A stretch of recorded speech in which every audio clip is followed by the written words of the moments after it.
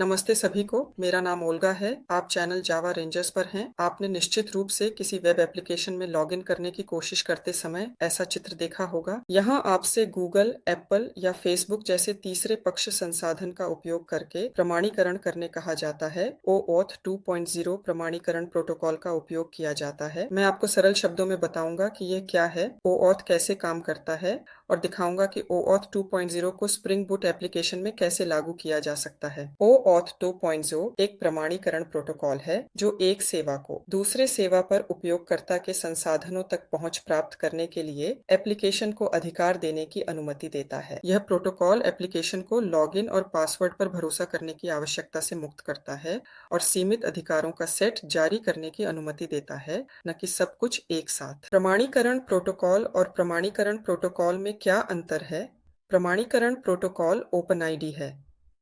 यह समझने के लिए है कि क्या यह विशेष उपयोगकर्ता वही है जो वह होने का दावा करता है। OAuth एक प्रमाणीकरण प्रोटोकॉल है जिसका अर्थ है कि यह उपयोगकर्ता की ओर से हमारे एप्लीकेशन को इस सेवा में क्रियाएं करने के लिए अधिकार देने की अनुमति देता है।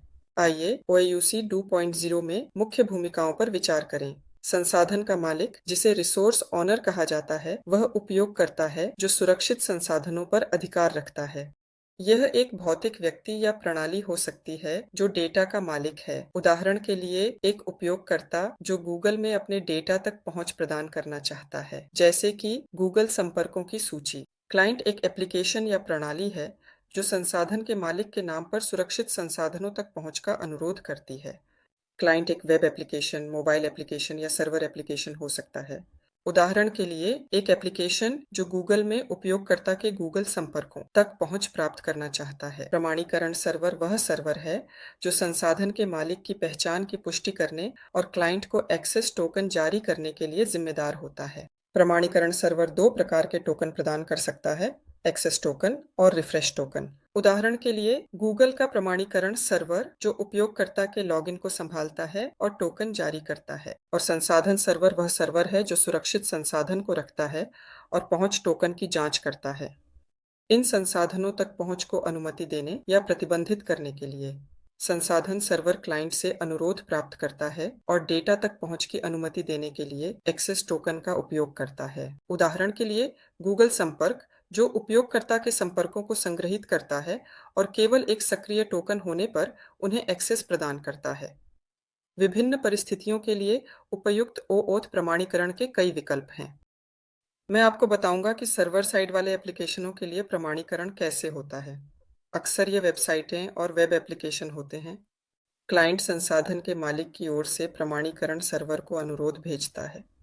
यह अनुरोध प्रमाणीकरण कोड प्राप्त करने के लिए अनुरोध शामिल कर सकता है। प्रमाणीकरण सर्वर संसाधन के मालिक की पहचान की पुष्टि करता है। उदाहरण के लिए उपयोगकर्ता अपने क्रेडेंशियल्स दर्ज करता है और सफल सत्यापन पर प्रमाणीकरण कोड जारी किया जाता है। इसके बाद क्लाइंट प्रमाणीकरण सर्वर से एक्सेस टोकन के लिए ऑथराइजेशन कोड का उपयोग करता है। प्रमाणीकरण सर्वर एक एक्सेस टोकन जारी करता है और कभी-कभी एक रिफ्रेश टोकन भी, जिसका उपयोग एक्सेस टोकन की अवधि समाप्त होने के बाद उसे अपडेट करने के लिए किया जा सकता है। क्लाइंट संसाधन सर्वर पर एक अनुरोध भेजता है। एक्सेस टोकन को संलग्न करते हुए अंतिम चरण, संसाधन सर्वर एक्सेस टोकन की जांच करता है यदि यह मान्य है। यह क्लाइंट को सुरक्षित संसाधनों तक पहुंच प्रदान करता है। तो चलिए स्प्रिंग इनिशियलाइजर की मदद से एक स्प्रिंग बूट एप्लीकेशन बनाते हैं। आवश्यक निर्भरताएं जोड़ते हैं। स्प्रिंग वेब और OAuth 2 क्लाइंट। हम इसे इंटेलिजे आइडिया में खोलते हैं। मैंने डेटाबेस के साथ काम करने के लिए आवश्यक एक और निर्भरता जोड़ना भूल गई। यह spring boot starter data MongoDB होगा। मैं केवल तीसरे पक्ष की सेवाओं के माध्यम से प्रमाणीकरण करने की योजना नहीं बना रहा हूं, बल्कि इस उपयोगकर्ता को डेटाबेस में भी सहेजना चाहता हूं ताकि भविष्य में इसके साथ काम किया जा सके। अब हम एप्लीकेशन प्रॉपर्टीज में जा रहे हैं। तो पहली पंक्ति, यह स्प्रिंग बूट एप्लीकेशन का नाम है। इसका उपयोग वितरित प्रणालियों में एप्लीकेशन की पहचान के लिए किया जाता है। अगली पंक्ति, स्थानीय सर्वर लोकल होस्ट पर स्थित मोंगोडीबी के उदाहरण से कनेक्ट करने के लिए है, जो पोर्ट 2787 पर कार्यरत है। अगली पंक्ति वह नाम है जो मोंगोडीबी डेटाबेस का है जिसके साथ हमारा एप्लीकेशन काम करेगा। अगले दो महत्वपूर्ण पैरामीटर OAuth 2 क्लाइंट से संबंधित हैं। ये गूगल में OAuth 2.0 क्लाइंट को पंजीकृत करने के लिए क्लाइंट आईडी और क्लाइंट सीक्रेट कुंजी है।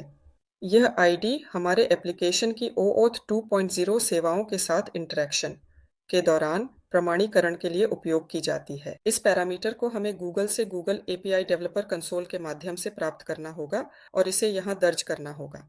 फिलहाल मैं इसे यहाँ खाली छोड़ दूंगा। यह पंक्ति स्प्रिंग सिक्योरिटी के लिए लॉगिंग स्तर को ट्रेस स्तर पर स्थापित करती है। अब मैं गूगल क्लाउड कंसोल की मुख्य पृष्ठ पर हूँ। मैं यहाँ अपने एप्लीकेशन के लिए आईडी और सीक्रेट बनाने के लिए आई हूँ। मैं एपीआईज एंड सर्विसेज में जाती हूँ, एक प्रोजेक्ट बनाती हूँ। क्रिएट पर क्लिक करें। अब हम OAuth सहमति स्क्रीन पर जाते हैं। इसे सहमति स्क्रीन कहा जाता है। स्क्रीन जो उपयोगकर्ता को हमारे एप्लीकेशन में लॉगिन करने की कोशिश करते समय दिखाई देगी। यहाँ हमें क्या चुनना है? बाहरी बनाना। यहाँ हम नाम चुनते हैं, यानी क्लाइंट का नाम। संपर्क जानकारी के रूप में मैं अपना ईमेल पता भी बताता हूँ। जारी रखें। हम अभी स्कोप्स पृष्ठ पर पहुँच गए हैं। स्कोप्स वह संसाधन क्षेत्र है जिसे हम गूगल से अनुरोध कर रहे हैं। हम इसे जोड़ते हैं, तो मैं यहाँ ईमेल प्रोफाइल और ओपन आईडी चुनता हूँ। जारी रखें। अब हम टेस्ट यूजर्स के पृष्ठ पर हैं। टेस्ट यूजर्स वे उपयोगकर्ता हैं जिन्हें इस सुविधा का उपयोग करने का अधिकार है जब तक एप्लीकेशन कार्यशील है। यह अभी तक प्रकाशित नहीं हुआ है। मैं यहाँ खुद को जोड़ूंगा। यहाँ 100 उपयोगकर्ताओं तक जोड़े जा सकते हैं। हम आगे बढ़ते हैं। यहाँ सामान्य जानकारी प्रदर्शित की जाती है। हम जांचते हैं और हम बैक टू डैशबोर्ड पर क्लिक करते हैं। अब हम क्रेडेंशियल्स में जाते हैं। Create credentials, OAuth client credentials. यहाँ हम एप्लीकेशन के प्रकार का चयन करते हैं। Web application. हम अपने एप्लीकेशन का नाम लिखते हैं। यह एक सेटिंग है जिसका उपयोग OAuth क्लाइंट में यह निर्धारित करने के लिए किया जाता है कि किस डोमेन से प्रमाणीकरण के लिए अनुरोध भेजे जा सकते हैं। ऑथोराइज, रीडायरेक्ट, ऑरिस। यह OAuth 2.0 में एक सेटिंग है जिसका उपयोग उन पते की सूची निर्दिष्ट करने के लिए किया जाता है जिन पर OAuth 2.0 सर्वर सफल प्रमाणीकरण के बाद उपयोगकर्ता को पुनर्निर्देशित कर सकता है। बस याद रखें कि गूगल के लिए यह सेटिंग ठीक ऐसी होनी चाहिए। यहाँ अंततः हम क्लाइंट आईडी और क्लाइंट सीक्रेट देख रहे हैं जो हमें प्राप्त हुए हैं और हमें इन्हें एप्लीकेशन प्रॉपर्टीज में डालना है। अब हम अपने एप्लीकेशन में वापस लौटते हैं। एप्लीकेशन प्रॉपर्टीज खोलते हैं और यहाँ दो आवश्यक पैरामीटर डालते हैं। ये हैं क्लाइंट आईडी और क्लाइंट सीक्रेट जो हमें हाल ही में गूगल से प्राप्त हुए हैं। हम सिक्योरिटी कॉन्फ़िग क्लास बनाते हैं। ये एक कॉन्फ़िगरेशन क्लास है जिसके बारे में कॉन्फ़िगरेशन एनोटेशन बताता है। Annotation enable web security application सुरक्षा सेटिंग को शामिल करता है। एक ऐसा मेथड बनाते हैं जो सिक्योरिटी फिल्टर चेन में बिन बनाता है और उसे लौटाता है। ये सुरक्षा फिल्टर श्रृंखला को कॉन्फ़िगर करता है। यह विधि HTTP सुरक्षा ऑब्जेक्ट को पैरामीटर के रूप में स्वीकार करती है जिसका उपयोग विभिन्न सुरक्षा पहलुओं को कॉन्फ़िगर करने के लिए किया जाता है। मुख्य पृष्ठ सभी उपयोगकर्ताओं के लिए बिना लॉगिन के उपलब्ध है। सभी अन्य अनुरोधों के लिए प्रमाणीकरण की आवश्यकता होती है। एप्लीकेशन उपयोगकर्ताओं के प्रमाणीकरण के लिए OAuth 2 का उपयोग करता है। मेथड बिल्ड सेटअप को पूरा करता है। इसके बाद मैं एक उपयोगकर्ता बनाऊंगा। मुझे इसकी आवश्यकता है ताकि इसे डेटाबेस में दर्ज किया जा सके, ताकि मैं उसे अन्य ऑब्जेक्ट्स असाइन कर सकूं। चूंकि मैं MongoDB का उपयोग कर रहा हूं, मैं डॉक्यूमेंट एनोटेशन जोड़ूंगा। इसमें निम्नलिखित फील्ड होंगे: ID, given name, family name, name, email, picture. ये विशेष फील्ड क्यों हैं? क्योंकि ये डेटा उस टोकन से निकाले जा सकते हैं जिसे हम गूगल से सफल प्रमाणीकरण के बाद प्राप्त करते हैं। आईडी के रूप में गूगल से आईडी होगा जो स्ट्रिंग प्रारूप में होगा। मैं गेटर और सेटर भी जोड़ूंगा। हमें एक यूज़र रिपोजिटरी की भी आवश्यकता है जो मोंगो रिपोजिटरी से एक्सटेंड होगा। अब मैं एक कंट्रोलर बनाऊंगा। मैं इसे बस स्टार्ट कंट्रोलर कहूंगा। यहाँ मुझे यूज़र सर्विस की आवश्यकता होगी जिसमें टोकन से डेटा निकालने और इस डेटा को डेटाबेस में लिखने की लॉजिक होगी। अभी यह मौजूद नहीं है, इसलिए यह लाल रंग में है। कंस्ट्रक्टर स्टार्ट कंट्रोलर में यूज़र सर्विस को लागू करता है। पहला एंड पॉइंट मुख्य पृष्ठ पर लॉगिन है। जैसा कि आप याद करते हैं, सिक्योरिटी फिल्टर चेन से यह प्रवेश अनधिकृत उपयोगकर्ताओं के लिए अनुमति दी जाएगी। दूसरा एंड पॉइंट एक सुरक्षित क्षेत्र है। यहाँ OAuth प्रमाणीकरण पर रीडायरेक्ट होना चाहिए। इस विधि के शरीर में एड यूजर विधि को चलाया जाता है, जिसे हम जल्द ही बनाएंगे। हम यूजर सर्विस का एक इंटरफेस बनाएंगे जिसमें एकमात्र मेथड एड यूजर होगा। हम यूजर सर्विस डॉट AMPL बनाएंगे जो यूजर सर्विस को इम्प्लीमेंट करेगा। यहाँ हमें उसका एड यूजर विधि लागू करनी है। हम यूजर रिपॉजिटरी का उपयोग करेंगे क्योंकि हमें डेटाबेस में संपर्क करना होगा। कंस्ट्रक्टर उत्पन्न कर रहे हैं। हम एड यूजर विधि का विस्तार से अवलोकन करेंगे। वर्तमान प्रमाणीकरण प्राप्त करना। मेथड की शुरुआत में सुरक्षा संदर्भ से ऑथेंटिकेशन ऑब्जेक्ट प्राप्त करने के लिए security context holder get authentication का उपयोग किया जाता है। यह एक ऑब्जेक्ट है जो वर्तमान उपयोगकर्ता और उसकी प्रमाणीकरण की जानकारी को समाहित करता है। प्रमाणीकरण प्रकार की जांच।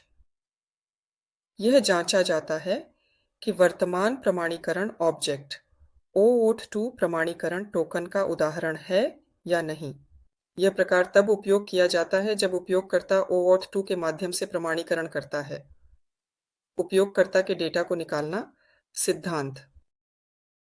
यदि प्रमाणीकरण वास्तव में OAuth 2.0 प्रमाणीकरण टोकन है, तो इससे वर्तमान उपयोगकर्ता का प्रतिनिधित्व करने वाला मुख्य ऑब्जेक्ट OAuth 2.0 उपयोगकर्ता निकाला जाता है। यह ऑब्जेक्ट OAuth 2.0 प्रदाता द्वारा प्रदान किए गए उपयोगकर्ता के गुणों को समाहित करता है, इस मामले में गूगल। डेटाबेस में उपयोगकर्ता की उपस्थिति की जांच। इसके बाद OAuth 2.0 उपयोगकर्ता ऑब्जेक्ट से उपयोगकर्ता के गुणों को निकाला जाता है। 31वीं पंक्ति में डेटाबेस में उस पहचानकर्ता के साथ उपयोगकर्ता की उपस्थिति की जांच की जाती है। पहचानकर्ता यह सब विशेषता है जो उपयोगकर्ता का अद्वितीय पहचानकर्ता है। हम इसे स्ट्रिंग में कास्ट कर रहे हैं क्योंकि यह ऑब्जेक्ट है। यदि ऐसा उपयोगकर्ता नहीं मिला, यानी ऑप्शनल यूजर इज एम्प्टी, सत्य लौट आता है, तो हम इसे बनाते हैं। इसके साथ हमें सभी फील्ड मिलते हैं जो विशेषताओं से निकाले जाते हैं। सबके अलावा ये होंगे given name, family name, name, यह नाम और उपनाम है जो एक साथ जुड़े हुए हैं, ईमेल और पिक्चर, उपयोगकर्ता की तस्वीर का लिंक। फिर इस ऑब्जेक्ट को यूजर रिपॉजिटरी डॉट सेव का उपयोग करके डेटाबेस में सहेजा जाता है। यदि उपयोगकर्ता सफलतापूर्वक पाया गया या जोड़ा गया, तो 42वीं पंक्ति में विधि एक स्वागत संदेश लौटाती है जिसमें उपयोगकर्ता का नाम शामिल होता है, हेलो प्लस, और विशेषताओं से गिवन नेम लिया जाता है, और फिर टोकन की अनुपस्थिति की प्रक्रिया होती है। यदि OAuth 2.0 ऑथेंटिकेशन टोकन नहीं मिला, तो विधि संदेश no OAuth 2.0 authentication token found लौटाती है। तो आइए हम संक्षेप में देखें। मेथड एड यूजर यह जांचता है कि क्या वर्तमान उपयोगकर्ता OAuth 2.0 के माध्यम से प्रमाणित है। यदि हाँ, तो यह उसके डेटा को निकालता है, डेटाबेस में उपयोगकर्ता की उपस्थिति की जांच करता है, और यदि वह अभी तक मौजूद नहीं है तो उसे वहां जोड़ता है। इसके परिणाम स्वरूप यह विधि OAuth 2 के माध्यम से सिस्टम में पहली बार लॉगिन करते समय नए उपयोगकर्ताओं को डेटाबेस में स्वचालित रूप से जोड़ने की अनुमति देती है। अब एप्लीकेशन को चलाया जा सकता है। तो अब मैं लोकल होस्ट 880 में बिना सुरक्षा वाले क्षेत्र में प्रवेश करने की कोशिश करूंगा। हम यहाँ हेलो देख रहे हैं जैसा कि अपेक्षित था, और अब सुरक्षित क्षेत्र सिक्योर्ड में, और यहाँ कृपया OAuth 2 प्रमाणीकरण। मैं खुद को चुनता हूँ, गूगल में अपना पासवर्ड डालता हूँ, और यहाँ आप वही सहमति स्क्रीन देख सकते हैं। यहाँ देखा जा सकता है कि एप्लीकेशन को किस चीज़ तक पहुँच प्राप्त होगी। ठीक है, आगे बढ़ें। और अब हमें हेलो ओल्गा मिल रहा है। इसका मतलब है कि हम सफलतापूर्वक प्रमाणीकरण कर चुके हैं और डेटा को डेटाबेस में सहेजा गया है। यदि आपको यह वीडियो उपयोगी लगा तो लाइक करें